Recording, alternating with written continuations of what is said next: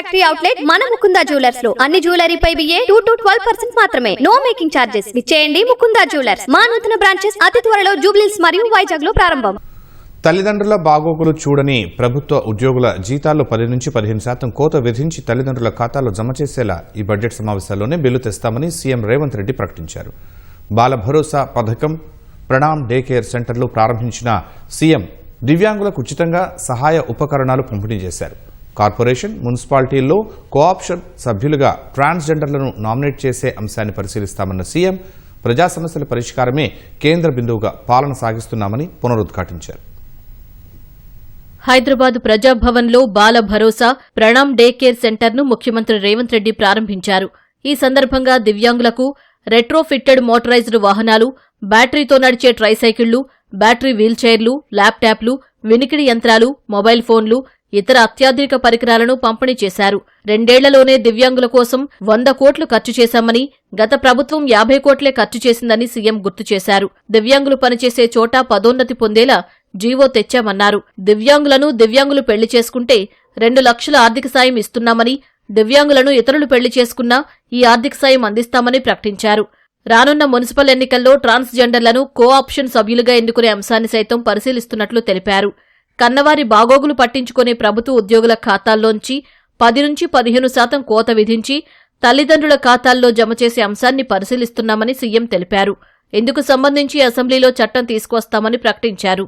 తల్లిదండ్రుల పట్ల నిర్లక్ష్యం వహించి వాళ్లకు జీవనాధారం లేకుండా చేస్తే మీ జీతాలలో 10 నుంచి 15% కోత విధించి సరాసరి ఆ తల్లిదండ్రుల ఖాతాలలో మీ ప్రతి నెల జీతము తల్లిదండ్రుల ఖాతాలకు పోయేటట్టు చట్టం తీసుకొస్తా అని చెప్పినా, రేపు జరగబోయే బడ్జెట్ సమావేశాలలో మా మిత్రులు దామోదర్ రాజనరసింహ గారు ఈ చట్టాన్ని ఏ విధంగా పొందుపరచాలనో, ఎవరైతే పిల్లలు ప్రభుత్వ ఉద్యోగాలలో ఉన్నారో తల్లిదండ్రులకు వాళ్ళ జీతాలలో కొంత ఇవ్వాలి.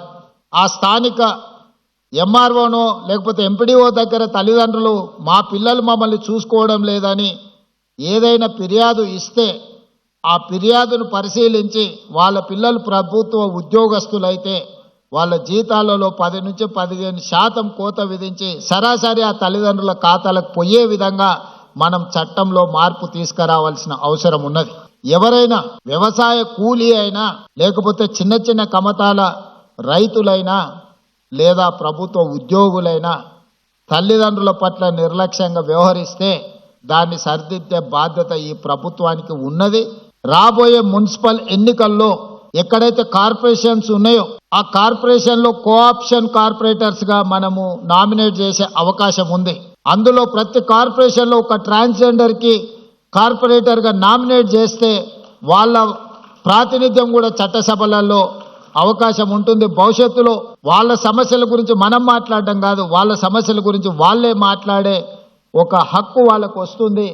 రాష్ట్రంలో ప్రతి ఒక్కరికి నాణ్యమైన వైద్యం అందించేలా హెల్త్ పాలసీని తీసుకొస్తామని ముఖ్యమంత్రి తెలిపారు.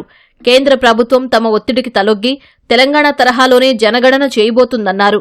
2 ఏళ్లలో అన్ని సమస్యలు పరిష్కరించామని తాము చెప్పడం లేదని, జనం ఆలోచనలను అందిపుచ్చుకుని ప్రజాపాలన కొనసాగిస్తున్నామన్నారు. రాబోయే రోజుల్లో రేపటి బడ్జెట్ సమావేశాలలో హెల్త్ పాలసీ తీసుకొచ్చి ఈ రాష్ట్రంలో ఉండే ప్రతి పౌరుడికి 100% ప్రభుత్వం వైపు నుంచి వైద్యాన్ని అందించే విధంగా ప్రణాళికలు సిద్ధం చేస్తున్నాం. 2 సంవత్సరాల్లోనే అన్ని పరిష్కరించినాం, అద్భుతాలు చేసినామని కూడా నేను చెప్పను.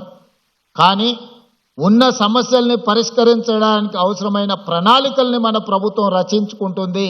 సమస్యలు ఉన్న వాళ్ళతో చర్చించి వాళ్ళ వైపు నుంచి పరిష్కారానికి అవసరమైన సూచనలు తీసుకొని మా ప్రభుత్వం ముందుకు వెళ్తుంది.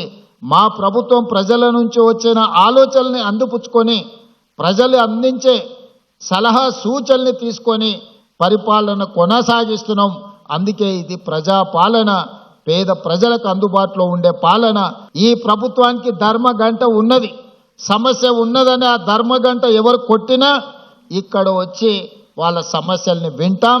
తెలంగాణను దేశంలోనే అభివృద్ధి చెందిన రాష్ట్రంగా, ఆర్థికంగా బలోపేతమైన రాష్ట్రంగా మార్చేందుకు ప్రభుత్వం చేస్తున్న ప్రణాళికలకు అండగా ఉండాలని ప్రజలకు సీఎం పిలుపునిచ్చారు.